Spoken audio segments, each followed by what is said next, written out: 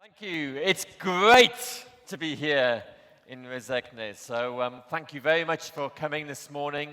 And I hope that I can give you some ideas to take your business to new places this morning. I'd like to welcome you to the world of pilot fish. A world where the deep oceans, the opportunities for growth for your business to spread across the world are infinite. Where the world is covered by 80% of sea. And therefore the opportunity for you in Latvia or for any business across the world to come to Latvia is infinite in terms of the ways in which you can do that. I'd like to tell you about a strategy which I call a pilot fish strategy, which is faster, cheaper, and lower risk than perhaps you've ever achieved before. So let's start by thinking about what creates a pilot fish strategy.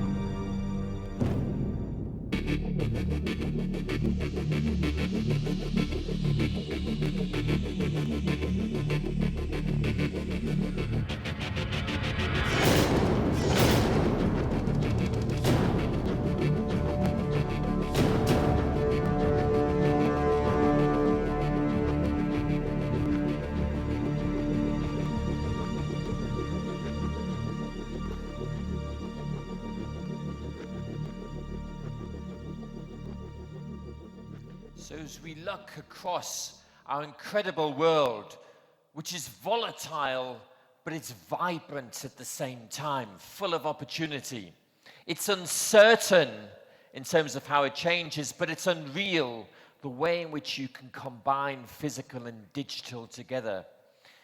It's complex, but it's crazy at the speed at which you can make new ideas happen. Who's got WhatsApp on their mobile phone? Put your hand up. It took WhatsApp 3 years to create $19 billion of value. 3 years! Incredible. Not by just working hard and making things and working hard and making things and working hard, but by having a better idea, thinking differently. How can you engage networks of people in new ways? How can you use technology to be emotional with people?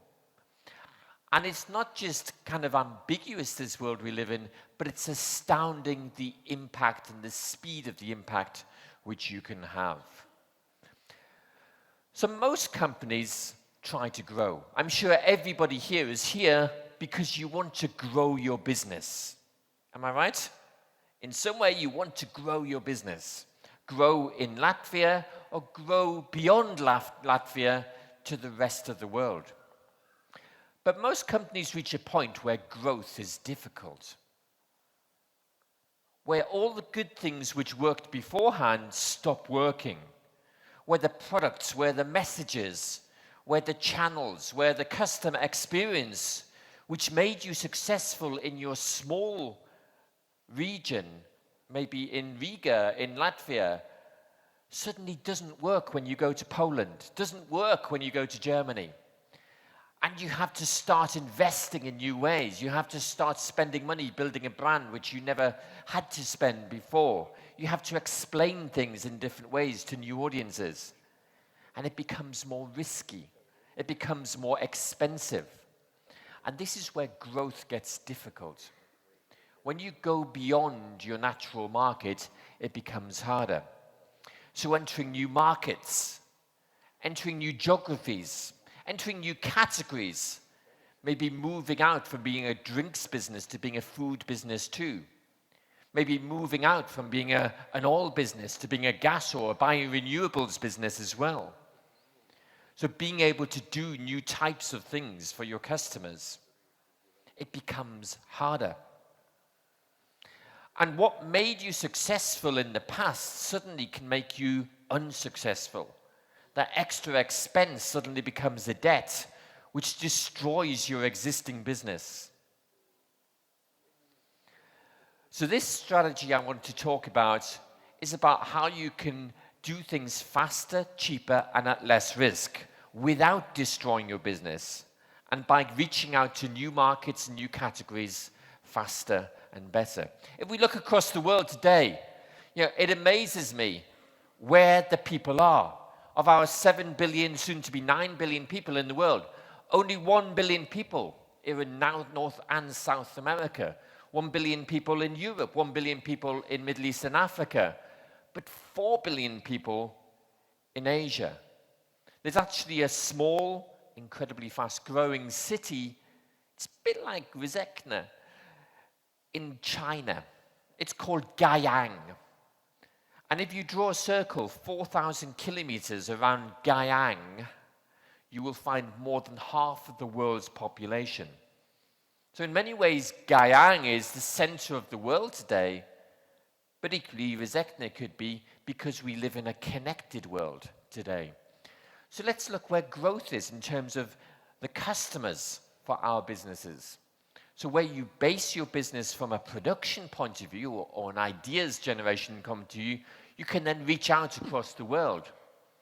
And whilst we see the Eurozone, based on this month's forecasts for next year, still struggling to grow, we see other parts of the world growing much faster than before.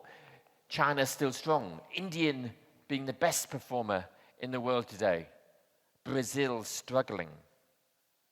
So the question for you, if you want to grow your business, wherever you locate your business, is how are you going to grow your business?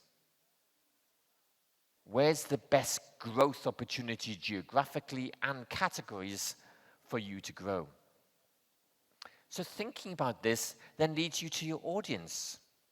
So in consumer markets, thinking about how can you reach out to the millennial customer, now driving the majority of decisions, certainly the biggest influences within markets. $1.6 trillion worth of revenue to be got. But equally, you look for older consumers who live longer, healthier, and with bigger aspirations than ever before. The second biggest growth in the digital market, the biggest growth in the world travel market, being the over 60s. And then the female consumer being actually bigger than China and India combined in terms of their growth. So whatever your business, think about, well, how can you reach out to new groups of customers? How can you engage people in different ways? But as you reach out to those new places, it's a deep, dark ocean, which is scary. And in the deep oceans, there are sharks waiting to get you. So how do you avoid the danger of reaching out to new places, be it to a new country, or be it to a new category, or even to a new type of customer? Well, In global markets, everybody is hungry. So don't do the same things as everybody else. Don't just copy what you've done before. Think about how can you do things in different ways. And the two biggest assets any business has today, one is the ideas which it has, and the second is the networks which it belongs to. The business networks, the ecosystem of partners, be it for sourcing or producing, but equally the customer networks in terms of distributors and consumers to consumers who can then spread your business between themselves. So think about how do you use ideas and networks. Because making things themselves is something which anybody could do. And if you look at the automotive industry, if you look at the technology industry, if you look at the pharmaceutical industry, most industries have recognized that actually making the stuff is not what's the most special thing about them. Designing it is more special, and then somebody having the skill to make it, maybe a partner. Equally, when they reach out there, it's not necessarily about themselves selling it, but it's about word of mouth between customers, recommending that this is a great product to buy, this is a great company to do business with. So CEO to CEO, decision maker to decision maker, consumer to consumer, customer advocacy be much more powerful. So as companies try to grow, most companies turn to partnerships. And I guess that's the big theme of any form of growth today. How can you find the right partners for growth? And who are your partners for growth? So thinking about whether it's in the local area, if you're looking to invest or locate your business in Rezekne, or think about if you're a Latvian business and reaching out to the world, who are your partners to help you to achieve that? And that will probably make it much more successful, faster and cheaper and less risk than if you try to do it by yourself. Look at Cisco, for example. Cisco being a global virtual network of many, many, many small businesses connected together by a virtual brand which says this is somebody you trust, and then certifying all those local businesses to be good quality and experts at what they do. So bringing together specialist capabilities and thinking what is your specialist capability which you can add to a network. Equally thinking about how can you be partner like a Star Alliance or like Interflora in terms of reaching out to audiences so that they can get to know you in lots of different places. So in a business-to-business sense or in a consumer sense, how can you reach out to more people? And so partnerships take lots of different forms. So thinking about the risk involved and taking about the impact you have, well, the traditional form of exporting, taking the product you have and then shipping it to another market and promoting it yourself and distributing it yourself is expensive and slow and risky. But if we look at some of the other ways through joint ventures or alliances, things can be faster, things can be cheaper, things can be less risk. But then it's actually the opportunity is up here. In licensing and franchising, so look at Stender's soap factory, for example. A great Latvian business. Being able to use the franchising model to reach out to new markets, to work with people who understand the local markets, be it in Spain or America or Germany or wherever it might be, and to be able to control your brand at the same time, but with a local flavor and with local experts and with local sharing of cost and risk. So how can you reach out to new places? Maybe with co-branding. So using your brand and using another partner brand. Or how can you reach out further as an ingredient brand to new places? And the variety of different ways in which organizations win today is absolutely amazing. So one of the things I did last year was I want to understand the world and how it's changing. And I'd written 7 books previously over the last 10 years. since I first started coming to Latvia. But everything keeps changing in the world, and the models of success keep changing. And today we live in a world where issues such as social media, such as sustainability, such as speed of change, are driving a different approach to business strategy and to the formula for success. So what I wanted to do was to find out the companies who are winning today. I asked 1,000 CEOs, who are winning in your sector? Who's shaking it up? Who's doing things differently in banking, in healthcare, in manufacturing, in energy? Who's shaking things up? And what are they doing? What's the new models of success? And from 1,000 CEOs, we looked at 10 sectors and 10 companies in each different sector. And this is the new book, which came out at the beginning of this year. And the findings were really quite interesting. But let me tell you about the companies. So these are the 100 companies. I'm going to give you the 100 companies in 3 minutes, okay? I'll try. But look at the differences in terms of the ways in which they succeed.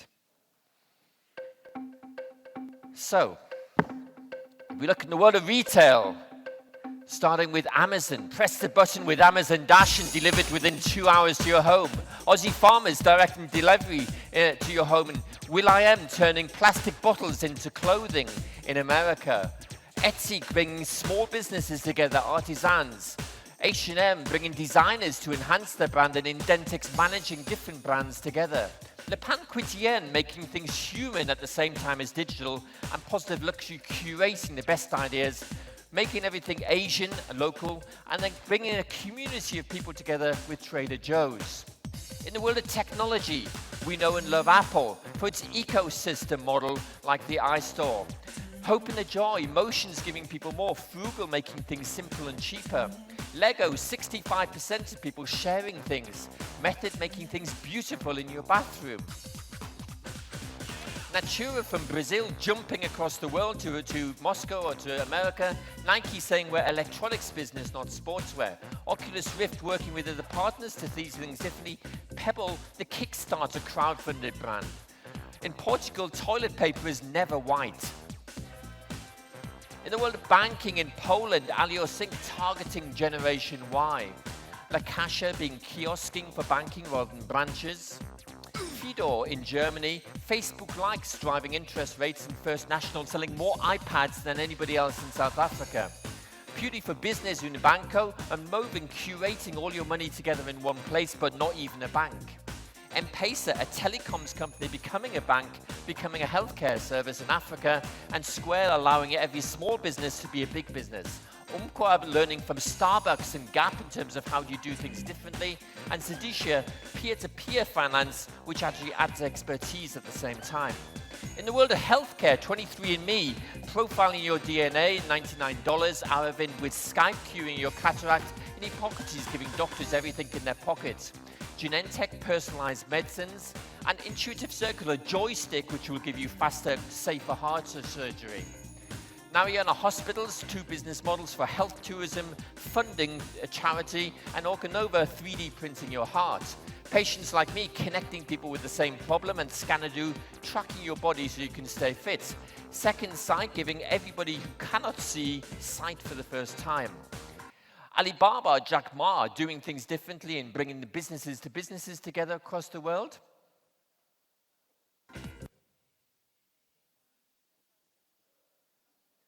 And then,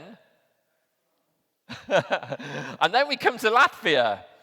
Okay, guys, so if you can try and find my presentation again. But what I'm trying to show, and we hopefully continue, is the eclectic different models which exist between different companies across the world, and how they actually win through different ways. And actually that it's not necessarily the big companies who win anymore. In the past, the big companies had volume and revenue, and that made them successful, and they needed that to cover the cost of capital. But today, companies can be small and niche and much more profitable. The largest car company in Europe succeeds through volume, but actually the most profitable one is the smallest company. So looking similar, there's Google X in terms of big ideas to do things differently. Huawei working through partnerships. Raspberry Pi, $25 to create a computer of any type. Samsung sending all their engineers to design school. Tencent connecting Amazon and Google and Facebook into one solution. And Xiaomi, my favorite company, creating smartphones for $99 and even face trackers for $15. From Slovakia, you've got flying cars with Aeromobile. Air Asia, the most profitable airline in the world, all virtual. Airbnb connecting the world through sharing, and Emirates, twice the size of any airline in the world today. Kulula having fun rather than taking things seriously. And from Hungary, putting a scooter into your carry-on luggage. The best electric airlines in the world, and connecting the buses of India. Virgin Galactic is actually about hopping from London to Sydney in 2 hours, and Zipcars being able to rent a car. Why would you ever want to buy a car anymore? 3D hubs, 500 places to print in Amsterdam. Corning making emotional B2B. Dyson having 5,000 different variations before they find a successful product. Braskem turning waste into renewable energy. GE making emotional machines, and local motors making personal machines. SpaceX being cheaper and better than NASA, and Syngenta feeding the world's food, 9 billion people done in a simpler way. In the world of fashion, we have Ashmave, which are working across Lithuania in terms of bringing the best fabrics together across the world. Tom's a one-for-one business model in terms of supporting people. Desigual giving people flair and fashion, breaking the rules, edited using big data to drive fashion trends. Gilan from Turkey taking traditional art and making it modern, and Kering managing luxury brands like Gucci together. Patagonia say don't buy it because we want to save the world, we care more about that. And Rafa creating cycle clubs which bring people together with fashion. Shanghai, which is Eastern fashion going west, and Threadless, which is the best t-shirts in the world, brought together by the crowd. In the world of media, Al Jazeera giving people a different sense of the view, Coursera allowing everybody to learn through online, Future creating fan packs between people, and Netflix having a dual business model by which you can get new things. Pledge Music crowdfunding music if you want to, and Pixar having more human emotional storytelling. Red Bull seeing we're a media company, not a drinks company, and Spotify being embedded into other people's business models, and Supercell doing likewise with gaming. Ushahidi bringing news together through crowdfunding across Africa. And finally, in the world of food, this is all the nutrients you need with 0 calories. This is Beauty from Brazil, combining cosmetics and nutrition together into one business. The largest dairy in Asia is done through microfinance, and Juan Valdez, the best cafe across Colombia, by making things authentic and real. Philippe Stark adding emotion to Spanish olive oil, and Myrig making things cool. The best beer in the world, making in wineries from New Zealand. Nespresso, 1,000% more margin than pods, and Jenny Rekid selling a culture for drinking, and Zespri, for example. Because Zespri, although we think of it as a kiwi fruit, created the market. It used to be called a Chinese gooseberry, and now it's called a kiwi fruit because they created it in their own name. So what I was trying to tell you in 3, which became 4 minutes, was that actually if you look at these companies, the disruptive innovators across the world, how are they doing things differently? And we could add some Latvian companies in there too.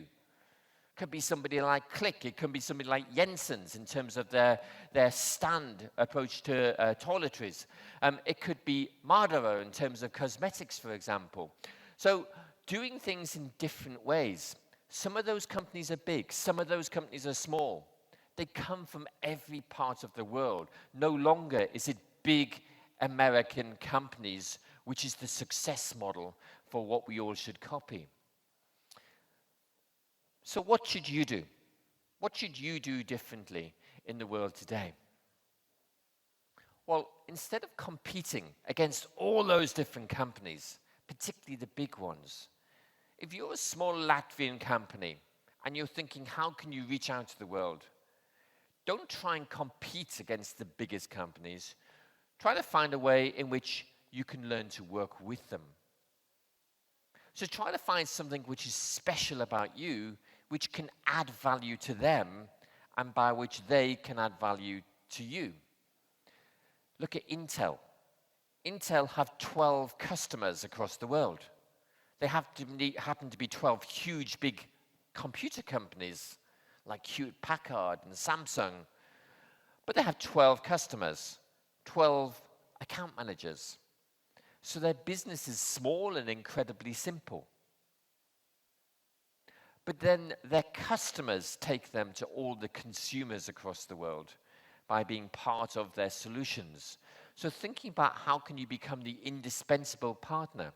Think about Lycra as an ingredient brand, how you make yourself add value to the clothing which Lycra features inside, and so become something more for your partner brand. So the fashion retailers actually wanting to take Lycra and telling consumers across the world about you. So pilot fish are the little fish who learn to swim with the sharks. If you remember Nemo from the Pixar movie, very small fish, about 30 centimeters long. And actually, if you look at them, they're a silvery color with blue stripes.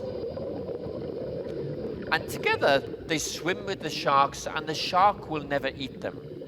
If you talk to any surfboard manufacturer, the surfboard manufacturers know the shark will never eat a silver and blue surfboard.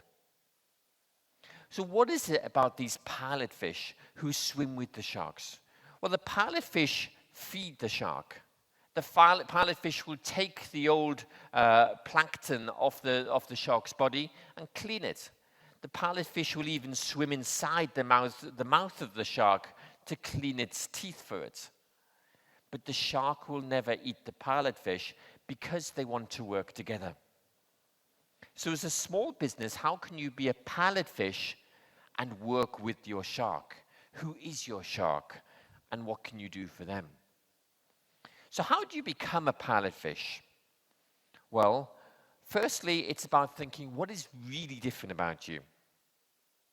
So if you're a power generation company, if you're a manufacturing company, if you're a cosmetics company, what is truly different about you? Within your idea, what is the different, distinctive thing? Secondly, how can you help them as well as them helping you? So what do you add to your partner who could take you to new markets and to new categories? And thirdly, how do you grow together? If you combine your speciality with their scale, how can you grow together further and faster? Well, there's 4 things. The first thing is about saying, focus on what is making you unique and finding that thing. We worked with Estonia Mobile Telecom, EMT.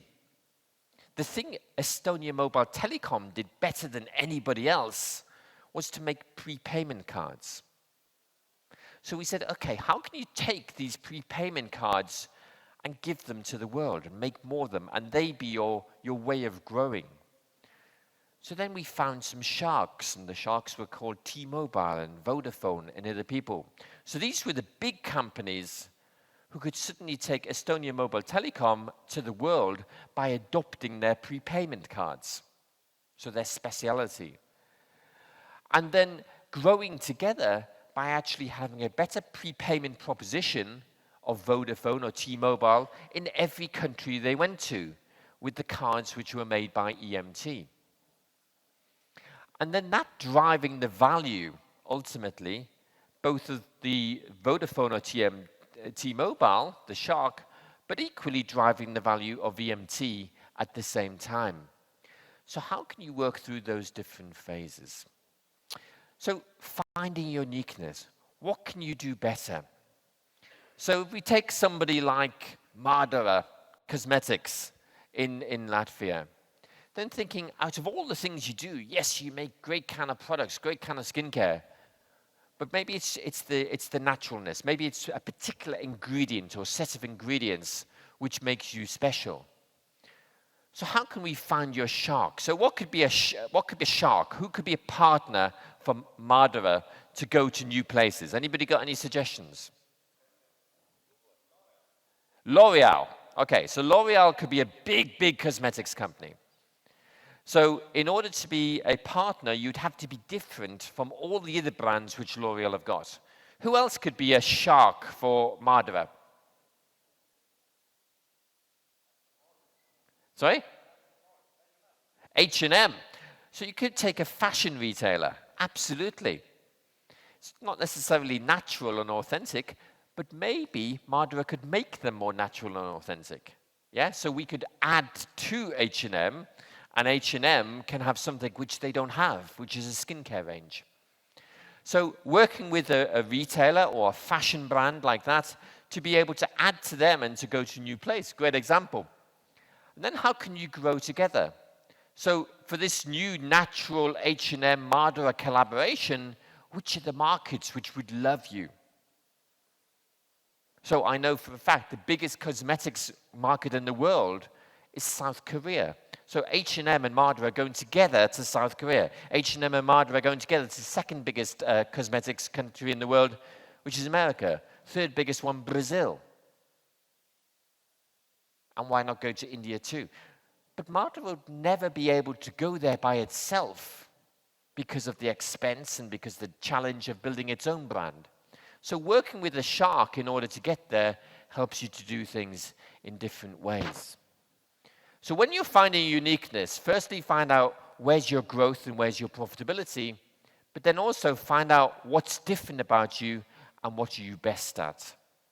So finding that distinctiveness.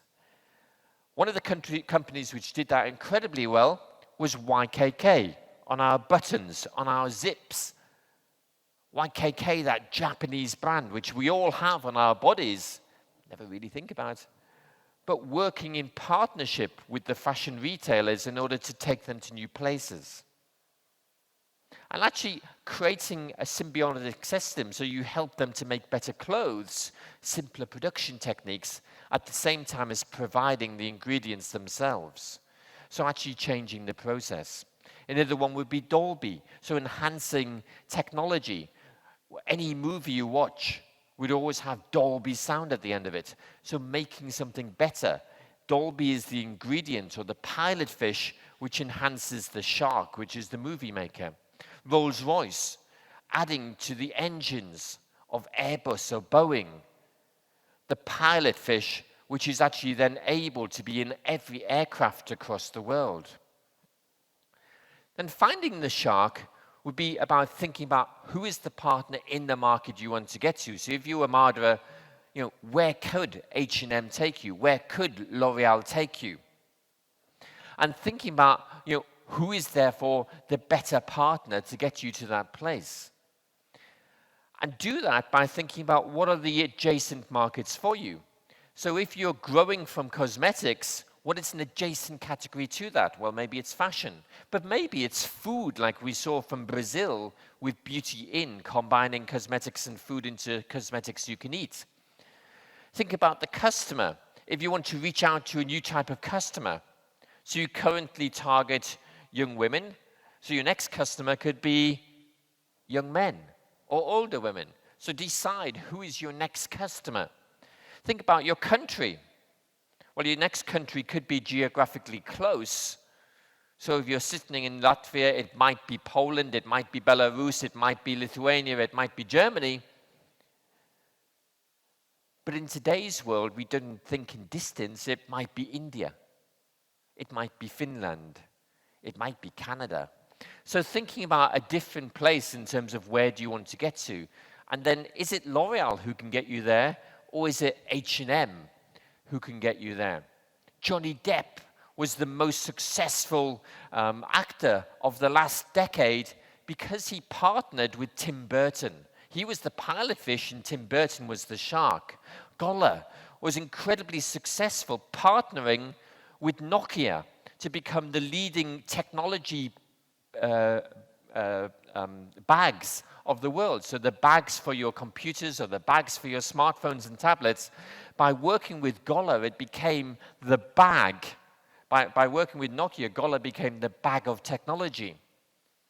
And then reached out to places it would never have been able to get to. It was never sold in bag shops, it was sold in technology shops. So moving to a different category. And Whedon and Kennedy, which is an advertising agency, grew up in Portland, Oregon with Nike, a tiny 10-person advertising agency from one town, but has now become the largest advertising agency in the world independently. So by being able to work with your shark, in their case Nike, being able to grow across the world with them and open new offices together. So growing together is a symbiotic, a mutual benefits. How can you do more for them and how can they do more for you? So helping to grow over time. Part of that is about becoming part of an ecosystem. So how can you be part of, for example, if a computer goes to every different consumer, how can you always be part of that transaction which they sell? Look at Adobe, the PDF maker inside your computer, but then introducing a whole range of additional services. Visa, being able to kind of be that ingredient within your payment card, but then adding additional services for banks. Or Hella, being the largest producer of lighting across the world by working with a small number of automotive manufacturers. There's no reason why Gola or Hella or any of those other companies couldn't have come from Latvia or even from Rezekne. And then being able to reach across the world with their sharks as partners to do new things. And the third part is then about realizing potential. So think about what is the value of this. And this is some research done by Wharton Business School, and it shows that when you use a pilot fish strategy, when you reduce the risk, when you reduce the cost and increase the speed of reaching out to new markets geographically or to new categories or to new customers, when you work in partnership to get there, you reduce the time it takes to grow your business. You grow faster. And typically, a business which grows by itself, by exporting, has the opportunity to double the size of its business in between 7 and 9 years. One who works with a pilot fish strategy typically grows to double its business in 4 to 5 years. And if you look, sometimes you can be incredibly lucky. I don't know whether any of you use Periscope, the live streaming app on your smartphone. Periscope launched earlier this year, in April this year. Before it launched, it found its shark. Its shark was Twitter. So take this app, this live streaming app, anywhere in the world and allow people to kind of say, okay, I'm going to live stream from the Global Business Forum in Rezekne today. And Twitter decided to buy their pilot fish, to buy Periscope before it even launched. So with that powerful idea, finding the right shark allowed the pilot fish Periscope to become $100 million richer. So doing things in a different way. Look at Gore-Tex, which has now become big enough to be a shark itself. The pilot fish which became the shark and a global brand in fashion.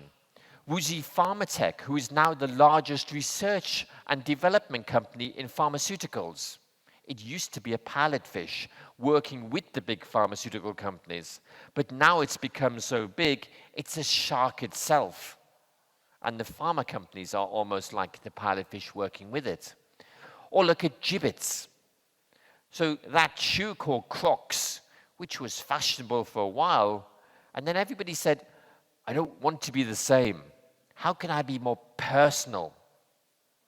And so the lady called Sandra Anderson in her kitchen in San Francisco said, I'm going to create some little devices, some fun little things you can add to your Crocs.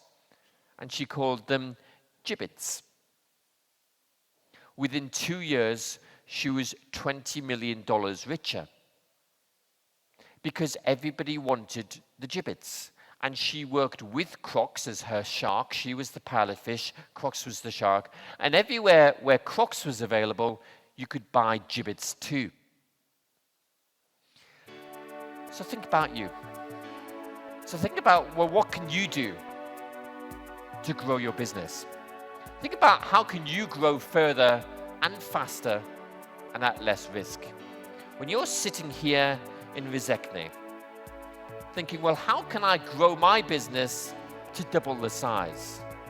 How can I take all the great things I did in Latvia and take them to a different place? Think about being a pilot fish and think about who could be your shark. So where are the best opportunities for your business? Where do you want to grow to? Is it to a different geography? Is it to a different sector? Don't just think about going to Poland or Germany. Think about the globe as your opportunity. Don't just think about distributing in the traditional way, but think about partnering in new ways. Think about how can you get there faster, cheaper, at less risk by doing things where they take the risk, where they spend the money and they build the brand for you. Think about becoming a pilot fish. Swim with the sharks, not against them, and grow your business further and faster. So I hope you can take some inspiration from Adobe and Gore-Tex and YKK and think about how can you have a different approach, a clever approach to growing your business and to seizing the opportunities of a fast-changing world, to reach the places you never imagined possible. Thank you very much.